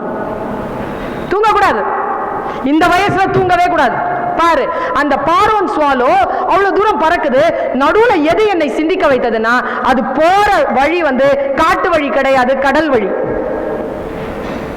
பயமாயிடுச்சுங்க எனக்கு. இப்ப நான் 1 hour பேசுறேன்னு சொன்னா ஐ நீட் சம் வாட்டர் கொண்டாந்து வச்சாங்களா இல்லையா? என்கிட்ட வரும்போது சொன்ன, உட்காந்து பேசுறீங்களா நின்று பேசுறீங்களா மேடம்னு கேட்டாங்க. 1 hour கிளாஸ் நடத்தும் பொழுது பல டீச்சர்ஸ் வந்து உட்காந்துருவாங்க ஒரு நிமிஷத்துக்கு. முடியாதுங்க, நின்று பேசுற ரொம்ப நேரம் நிக்க முடியாது. ஏன் உங்களை சேர் போட்டு உட்கார வச்சிருக்காங்க? ஏன் நிக்க வச்சிருக்கலாம்ல? நிக்க முடியாதுங்க. 1 hour 2 hours நிக்க முடியாது, தண்டனை அது. நடந்துகிட்டே இருக்க முடியுமா? 1 hour 2 hour நடக்கலாம். 8300 கிலோமீட்டர். சென்னையில இருந்து நான் வந்ததே 350 கிலோமீட்டர் தான். முடியாதுங்க. பிளைட்ல தான் வந்த, பிளைட்ல உட்காந்துட்டு தான் வந்தேன். முடியாதுங்க, நிக்கவே முடியாது. அது எப்படிங்க பறந்துகிட்டே இருக்கு? அதுக்கு தோல் வலிக்காதா? அதுக்கு பசிக்காதா? நான் கூகுள் பண்ணேங்க, என்னதான் பண்ணுது இது, என்ன மிராக்கல் இது, எப்படி இந்த பறவை எல்லாம் பறக்குதுன்னா என்ன ஒரு ஒரு உங்களுக்கான ஒரு மருந்து வந்து எனக்கு கூகுள் கொடுத்துச்சிங்க. நான் இப்போ கொடுக்குறேன், பிரார்த்தனை செய்து கொண்டு அதை நான் உங்களுக்கு கடத்துறேன். நான் எப்படி அதன் மூலமாக ஞானம் பெற்றேனோ உனக்கும் அந்த ஞானம் வருதான்னு பாரு. அது என்ன பண்ணுமா, பறக்கணும்னு முடிவு பண்ண உடனே ஒரு சின்ன குச்சி இருக்குல்ல குழந்தைகளை, குச்சி, அந்த குச்சியை உடைச்சி எல்லா பறவைகளும் கையில் எடுத்துக்குமா, வாயில் வச்சுட்டு தான் பறக்குமா. அது முன்னால போகுதுல தாய் பறவை, அது மீன் வாடை பார்த்த உடனே ஒரு சிக்னல் கொடுக்குமா. எல்லாம் என்ன பண்ணுமா, தாழ பறந்து அந்த குச்சியை போட்டுருமா கீழே. குச்சி மிதக்கும்ல, குச்சியில் உட்காந்துக்குமா. மீன் வாடைக்கு மீன் வரும் அங்கே. அந்த துள்ளி வர்ற மீனை மட்டும் சாப்பிட்டுட்டு மறுபடியும் பறந்து குச்சியை எடுத்துக்கிட்டு பறந்து போகுமா. நான் யோசிச்சு பார்த்தேன், 8300 கிலோமீட்டரை ஒரு சின்ன குச்சியை நம்பிட்டு ஒரு பறவை கடக்குதுன்னா, மனிதர்களாகிய பிறந்த நாம் நம்மிடத்தில் இருக்கக்கூடிய சிறிய திறமையையோ சிறிய நம்பிக்கையோ வைத்துக்கொண்டு முன்னேறிவிட முடியாதா? முன்னேறிட முடியாதா? ஒருத்தன் தூக்கு போட்டுட்டு இருந்தான், அவங்க அப்பா அப்படி கிராஸ் பண்ணாரு, பார்த்துட்டு நின்னாரு. என்னடா பண்றேன்னு கேட்டாரு. தூக்கு போட்டுக்கிறோம்போ. தூவு போட்டுக்கிறியா? ஏன்டா வாழை பிடிக்கலப்பா? ஏன்டா வேற ஐடியா கிடைக்கல, வலிக்குமேடா. அப்பா, இல்லைப்பா விஷம் சாப்பிட்லாம் தான் நினச்சேன், போய் வாங்குறதெல்லாம் ரொம்ப கஷ்டமாக இருந்துச்சுப்பா. ட்ரெயினில் போய் விழுந்தலான்னு நினச்சேன்னா அந்த பாடியை பற்றி நினச்சாலே பயமாக இருந்துச்சுப்பா. சரி, பஸ்ஸுக்கு முன்னால் விழுந்தலான்னு பார்த்தான்ப்பா, பஸ் எல்லாம் இப்போ சரியான நேரத்துக்கே வரமாட்டேங்குதுப்பா, நம்ப முடியலப்பா. சரி, அதனால தான்ப்பா தூக்கு போட்டுக்கலாம். டேய், சாவறதுக்கு இவ்வளோ யோசிச்சியடா, வாழறதுக்கு ஒரு வழி கூட அவனுக்கு கிடைக்கலன்னு சொல்லிட்டு போயிட்டாரான். நினைச்சு பார்த்தா நெகட்டிவ் விஷயங்கள் நிறைய வருதுங்க. வீட்டில் போய் உன்னிடத்தில் என்ன என்ன இருக்கிறது என்று பட்டியல் போட்டு பார். நீ பிறந்தது வாழ்க்கையில் ஜெயிப்பதற்காகத்தான். அந்த இலக்கு உனக்கு முன்னால் இருக்கிறது. இந்த +2 ஒழுக்கமான மாணவன் என்று பெயர் வாங்குவதோ பெரிய விஷயமே கிடையாது குழந்தைகளே. என்னுடைய பையன் இப்போ ஃபர்ஸ்ட் இயர் படிக்கிறான். உன்னை விட ஒரு 2 வயசு பெரியவன், அவ்வளோதான். அவன் ரொம்ப குண்டா இருப்பாங்க. ராதிகா மேடம்க்கு தெரியும். 98 கிலோங்க, 8ஆம் கிளாஸ்ல. 9th ஸ்டாண்டர்ட்லங்க 1 இயர்ல தாங்க 1 இயர்ல 63 kgக்கு வந்துட்டான். ஹைட் வந்து 5.9 போயிட்டான். இடுப்பு வந்து 32க்கு வந்துட்டான். நான் அவன்கிட்ட கேட்டேன், டேய் தம்பி இப்படி கிராஜுவல் அப்படி மெலிஞ்சு இப்படி ஸ்மார்ட் ஆயிட்டேடா. அவன் ஸ்கூல் பீப்புள் லீடர் ஆயிட்டான், பெஸ்ட் கேடட்டா போயிட்டான். என்கிட்ட போட்டோ இருக்கு, அவனுடைய பெஸ்ட் கேடட் போட்டோ இருக்கு என்கிட்ட. எப்படிறான்னு கேட்டான். அவன் சொன்ன பதில் தாங்க, எதுவுமே குழந்தைகளே, நானோ ஆசிரியர்களோ அம்மா அப்பாவோ சொல்லுவதெல்லாம் சொல்தான், மாற்றம் உனக்குள் நிகழ வேண்டும், உனக்குள் ஒரு மாற்றம். அவன் சொன்னா, அம்மா குண்டா இருக்கிறது ரொம்ப கஷ்டமா இருந்துச்சுமா, குண்டா இருந்து மெலிஞ்சு போறதும் கஷ்டமா இருந்துச்சுமா, நான் என் கஷ்டத்தை நான் சூஸ் பண்ணிக்கிட்டேம்மா. குண்டா இருக்கிறது கஷ்டம், குண்டா இருக்கிறது மெலிகிறது கஷ்டம். எந்த கஷ்டத்தை என்னுடைய கஷ்டமா நான் எடுத்துக்கணுமோ நான் அந்த கஷ்டத்தை எடுத்துக்கிட்டேன். குண்டா இருக்கிறது மெலிகிற கஷ்டத்தை எடுத்துக்கிட்டேம்மா, நான் இன்னைக்கு மெலிஞ்சு போயிட்டேம்மான்னு சொன்னான். இவ்வளவுதாங்க. நல்லா தெரிஞ்சுக்க, ஜெயிச்சுதான் ஆகணும். ஏன் ஜெயிக்கணும் தெரியுமா? தோத்துட்டா இவங்க எல்லாம் சொல்றது நீ கேட்கணும். நீ ஜெயிச்சுட்டா நீ சொல்றத நாங்க கேட்போம், உன் இஷ்டம். அவ்வளவுதான். எனக்கு இதுதான் வேணும்னு நீ கேட்கலாம், உனக்கு அது கிடைக்கும். இல்லை என்றால் நாங்கள் சொல்லுவதை நீ வாங்கிக் கொள்ள வேண்டும். அவ்வளவுதான். 1189 மதிப்பெண் மேடம். இல்லையே, 1196 முடிஞ்சிச்சப்பா அட்மிஷன் முடிஞ்சிருச்சுங்க பிகாம்க்கு. இல்லை, சென்னை சிட்டிலலாம் படிக்க முடியாது. அப்படி இருக்க காம்படிஷன். அந்த காம்படிஷன்ல நின்று ஜெயிக்கணும்னா நீ உன்னுடைய நிலையிலிருந்து அப்படி உயர்ந்து எகிரி அடிச்சுதான் ஆகணும். கொஞ்சம் இப்படி நிற்கும் போது போட்டோல பிடிக்கும் போது அப்படி ஒரு சின்ன ஒரு எகிரிட்டோம்னா ஹைட்டா தெரியும்ல, அந்த மாதிரி ஒரு எகிரணும். அந்த ஸ்பாட் பார்த்து எகிரிடணும். அவ்வளவுதான். நாம் வாழ்க்கையில் ஜெயிப்பதற்குத்தான் பிறந்திருக்கிறோம். வாய்ப்புகள் நிறைய இருக்கின்றன. இவ்வளவு ஆசீர்வாதமான சூழலோடு உட்கார்ந்து இருக்கிறீர்கள். கோயில் யானைக்கும் விநாயகர் யானைக்கும் என்ன தெரியுமாங்க வித்தியாசம்? கோயில் யானை பிச்சை எடுக்குதுங்க, விநாயகர் யானை பிச்சை போடுதுங்க. என்ன வித்தியாசம்னா, யானைனா மதம் பிடிக்கும், மதம்ன்றது பலவீனம். பலவீனத்தை அடக்கக்கூடிய ஆயுதத்தை அது பாகன் கையில கொடுத்துருக்கு, பிச்சை எடுக்குது. விநாயக யானையை போய் பாருங்க, அது தன் பலவீனத்தை அடக்கக்கூடிய ஆயுதத்தை தன் கையிலேயே கொண்டிருக்கிறது. எவன் ஒருவன் தன் பலவீனத்தை அடக்கக்கூடிய ஆயுதத்தை அடுத்தவர்கள் கையில் கொடுப்பானோ அவன் பிச்சை எடுப்பான். எவன் ஒருவன் தன் பலவீனத்தை அடக்கக்கூடிய ஆயுதத்தை தன் கையிலேயே கொண்டிருப்பானோ அவன் அடுத்தவர்களுக்கு பிச்சை போடுவான். இவ்வளவுதான். அடுத்தவர்கள் வந்து வழிகாட்ட வேண்டும், அடுத்தவர்கள் உன்னை சரி செய்ய வேண்டும். அடுத்தவர்கள் இல்லை என்றால் நீ பேசிக் கொண்டிருப்பாய், அடுத்தவர்கள் இல்லை என்றால் நீ காப்பீடிப்பாய் என்றால் நீ கோயில் யானை. யார் இருந்தாலும் யார் இல்லை என்றாலும் என் ஒழுக்கத்தில் என் வாழ்க்கையில் நான் முன்னேற வேண்டும். அவ்வளவுதான். 23 வயசுல யாரும் பக்கத்துல நிக்க மாட்டாங்க, நீ தனியா நிப்ப. அந்த நேரத்தில் உன் கூட வருவது உன்னுடைய மார்க் ஷீட். அந்த நேரத்தில் உன் கூட வருவது இந்த ஸ்கூல்ல கொடுக்கிற கண்டக்ட் சர்டிபிகேட். இவ்வளவுதான்.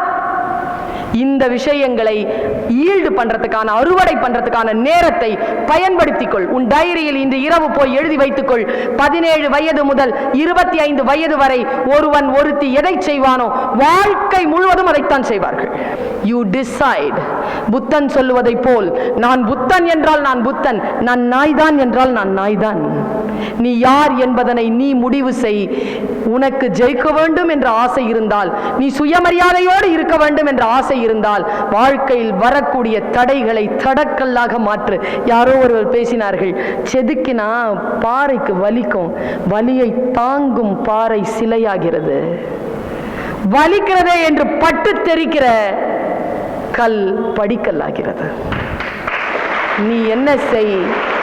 உன்னை செதுக்குகின்ற உளியை தாங்கு. நீ சிலையாக வர வேண்டும். அடுத்த முறை நான் உன்னை சந்திக்கின்ற பொழுது நீ உன் சிகரத்தின் உச்சத்தில் நின்று கொண்டிருக்க வேண்டும். நானும் என் சிகரத்தை தொட்டுக்கொண்டு உனக்கும் எனக்குமான அந்த சந்திப்பு நிகழ வேண்டும் என்று வல்ல இறைவனை வேண்டி வாழ்த்து விடைபெறுகிறேன். நன்றி, வணக்கம்.